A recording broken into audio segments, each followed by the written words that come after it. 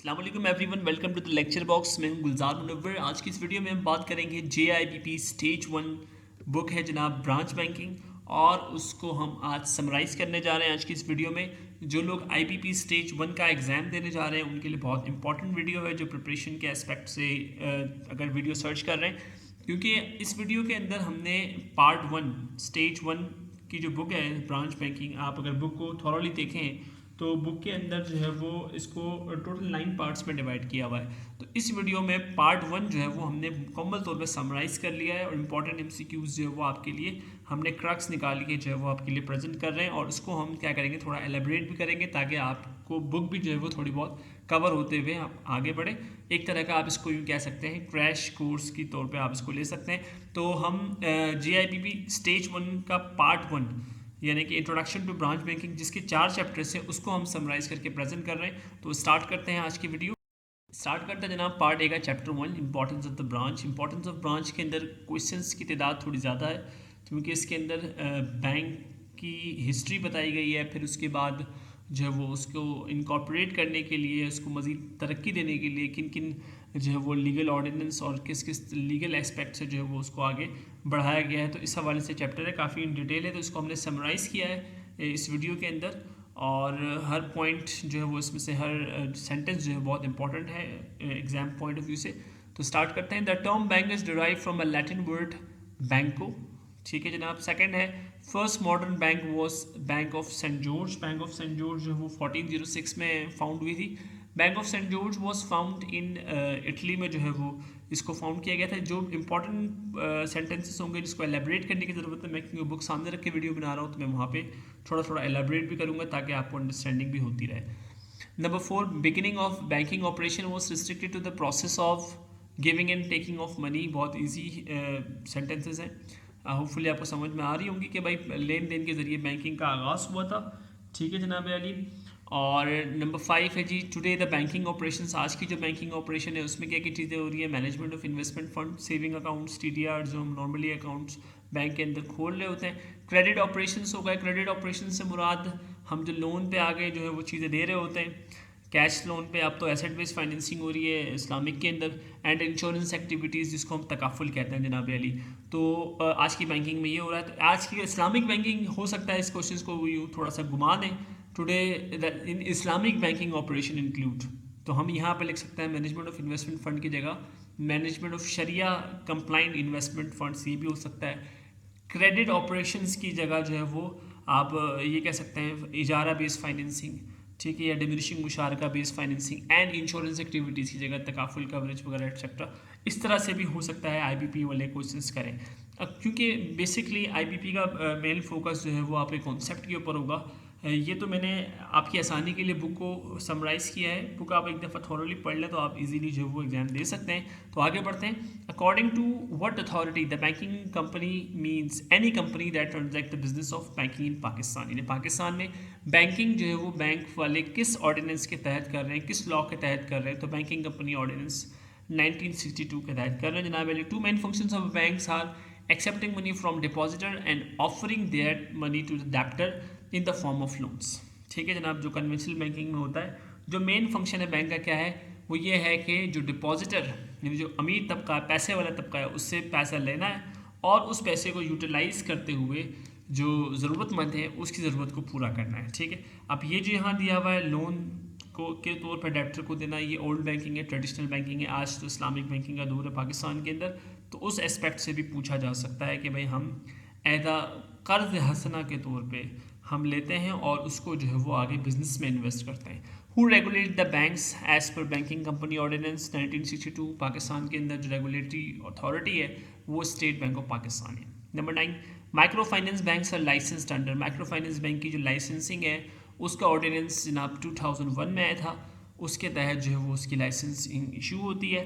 Today banks are encourage to enhance their scope toward branchless banking by signing. देखें, banks को encourage किया गया है सर्विस लेवल एग्रीमेंट के ज़रिए कि भाई आप जो है वो ब्रांचलेस बैंकिंग की तरफ आएँ। सर्विस लेवल एग्रीमेंट का मतलब ये है कि बैंक्स को अलाउ किया गया है कि वो थर्ड पार्टी कॉन्ट्रैक्ट के ज़रिए ब्रांचलेस बैंकिंग यानी net banking, mobile applications, ADC services इसको बेहतर बना सकते हैं इन बैंक थर्ड पार्टी को भी अपने साथ इंक्लूड कर सकती हैं for the purpose of enhancement in business, यानी बिजनेस को मजीद बेहतर बनाने के लिए। क्वेश्चन नंबर 11 आप देख सकते हैं स्क्रीन पे, services that are mentioned in banking company ordinance 1962 where commercial banks have been authorized to engage in different forms of businesses come under। तो भाई कमर्शियल बैंक्स को बिजनेस के अंदर इन्वॉल्व होने के लिए अलाउ किया गया है, वो सेक्शन 7 ऑफ द BCO 1962 है, MCQs में आ सकता है, ये डेट आप याद रख लीजिएगा, सेक्शन याद रख लीजिएगा। Under interbank transfer of account if an amount is due from head office, the head office account, देखें अगर आप के ब्रांच के एंड से कोई पैसे हेड ऑफिस में पेंडिंग है तो आप क्या कर सकते हैं जनाब अली, हेड ऑफिस के अकाउंट को डेबिट करेंगे, और अगर amount is to be receive by head office, अगर हेड ऑफिस को आपने पे करने हैं तो हेड ऑफिस के अकाउंट को आप क्रेडिट करेंगे। ठीक है जनाब अली।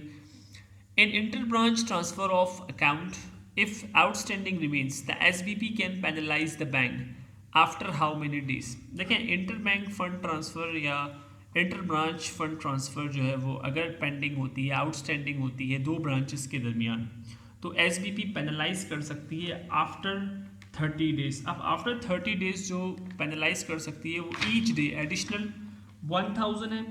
उसके अलावा इस चीज़ को पकड़ने के पॉइंट पे, यानी जैसे ही महीना पूरा हो जाए तो पेनल्टी जो है वो 20,000 की लगेगी, यानी कि एक इंसिडेंट पर 20,000 है। लेट्स से एक इंसिडेंट ऐसा हुआ है कि ट्रांसफ़र जो है वो इंटर ब्रांच नहीं हो पाया, अकाउंट पेंडिंग में रहा है, तो जो आउटस्टैंडिंग रिमेनिंग है उस इंस्टेंस के हिसाब से, एक इंस्टेंस है, दो इंस्टेंस, उस हिसाब से 20,000, फिर एडिशनल जो है वो 1,000 पर डे के हिसाब से जो है वो पेनल्टी जो है वो चार्ज करता है स्टेट बैंक। तो ये मैं बुक मेरे पास सामने है तो मैं साथ पढ़ता जा रहा हूँ। अब नंबर 14 में हम पढ़ते हैं the penalty for inter branch transfer of account by SBP, यहाँ क्वेश्चन में भी आ गया, additional 1,000 rupees after 30 days. A branch is a dash location, a branch is a retail location कि वो फेस टू फेस जो है वो सर्विसेज प्रोवाइड करे कस्टमर को। बहुत ईजी क्वेश्चन है। नंबर 16 ATM मीन्स, ये तो बैंक वालों के लिए बहुत आसान क्वेश्चन है, automated teller machine. ATM works for how many hours, 24 hours.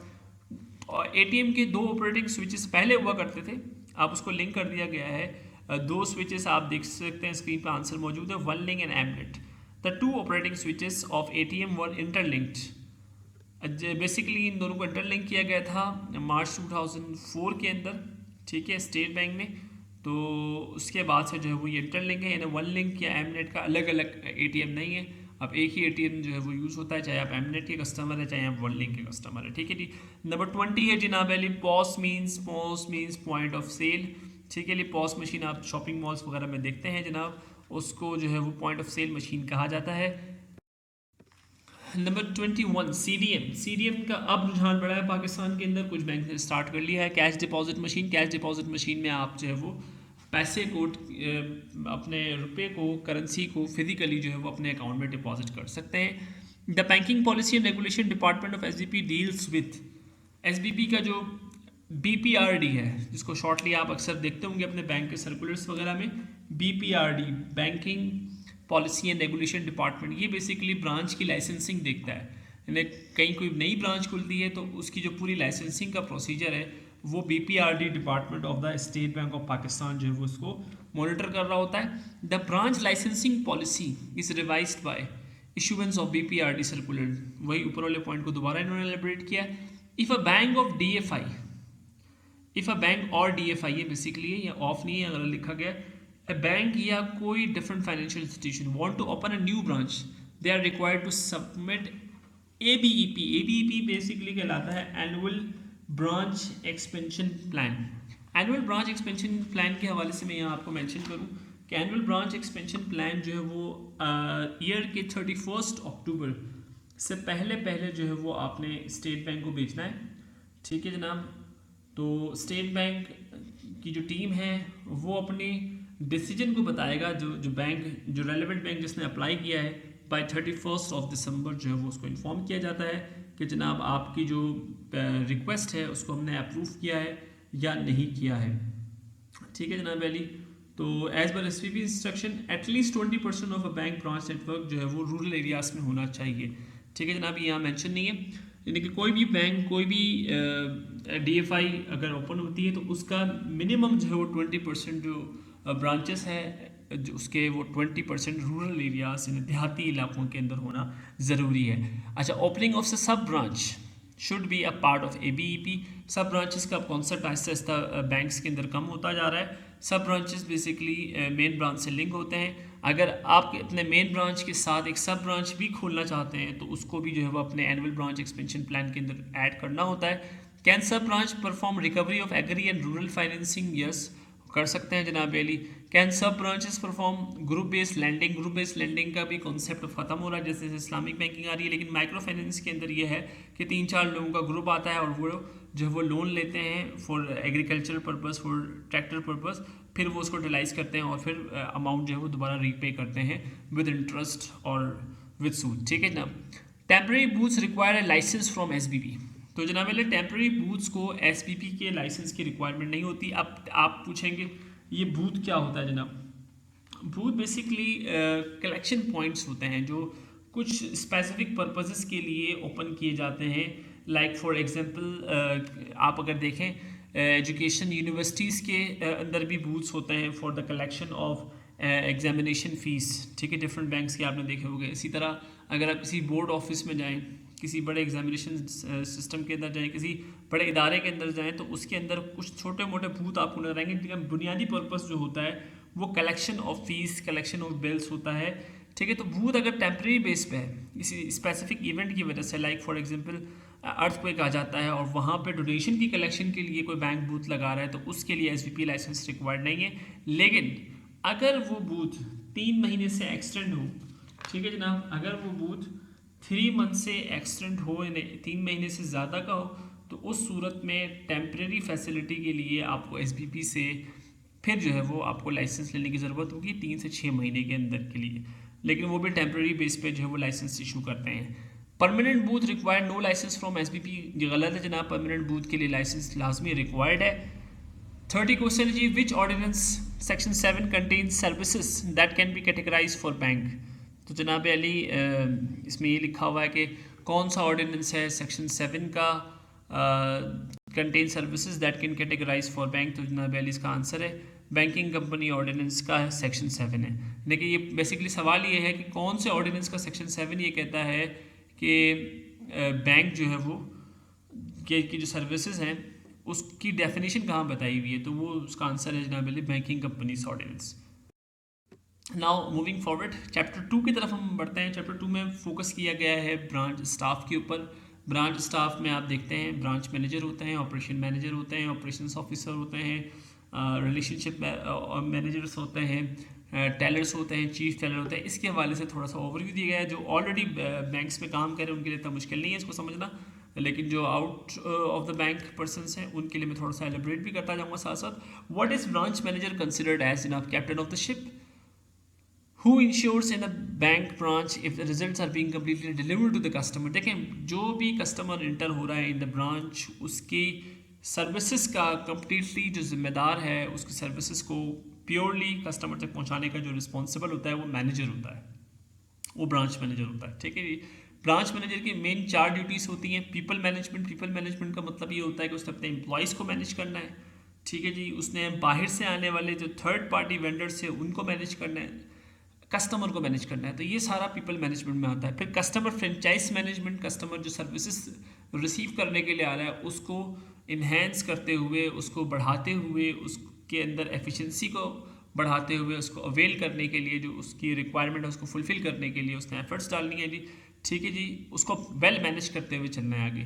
Third है रिस्क मैनेजमेंट। रिस्क मैनेजमेंट का मतलब ये होता है जनाब अली अब ब्रांच मैनेजर काफ़ी रिस्क वो ले रहा होता है, काफ़ी चीज़ें उसके पास ऐसी आ रही होती है जहाँ पर उससे जो है वो रिस्पॉन्सिबिलिटी ऑन करनी होती है।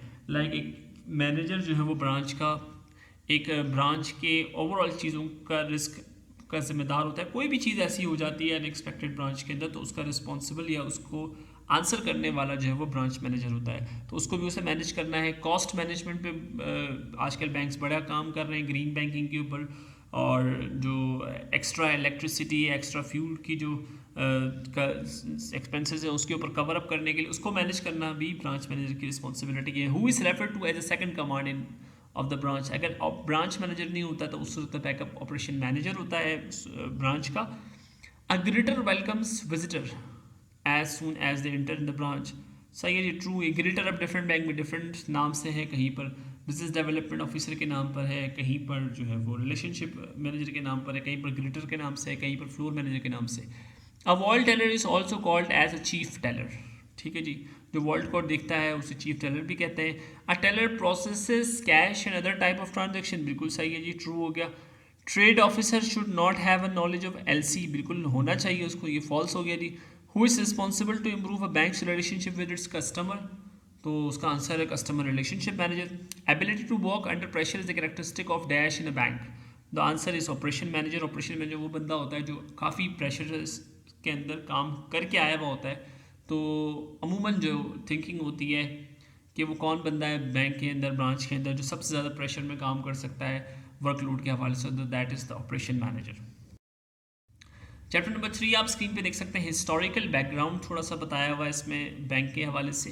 How many offices of scheduled bank were in Pakistan at the time of independence in 1947। तो जनाब अली 487 ऑफिस थे पाकिस्तान के अंदर डिफरेंट बैंक्स के।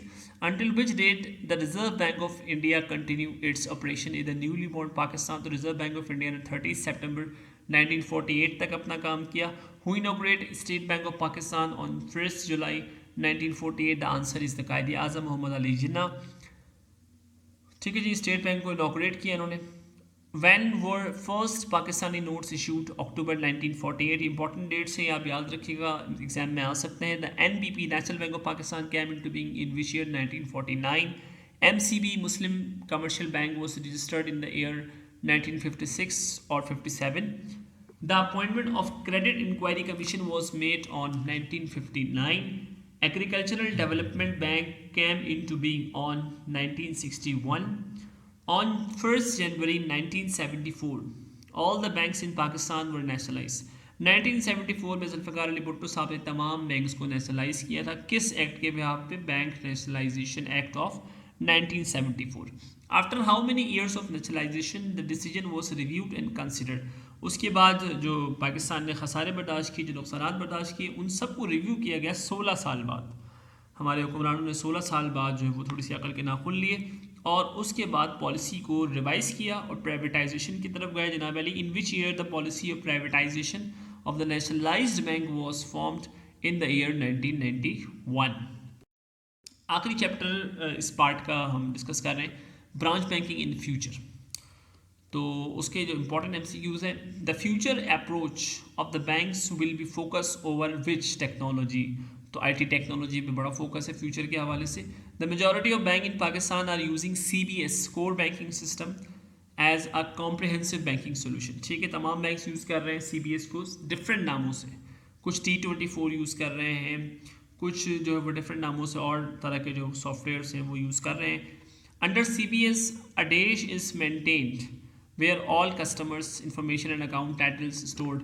जिसको हम सिर्फ कहते हैं कस्टमर इन्फॉर्मेशन फाइल, जिसमें हर कस्टमर की पूरी डिटेल होती है, कितने अकाउंट है, उसमें डॉर्मेंट कितने हैं, उसमें एक्टिव कितने हैं, उसका मोबाइल नंबर क्या दिया हुआ है, एड्रेस क्या दिया हुआ है, वो सारी चीज़ें जो है वो हमारे पास सिर्फ से निकल रही होती हैं।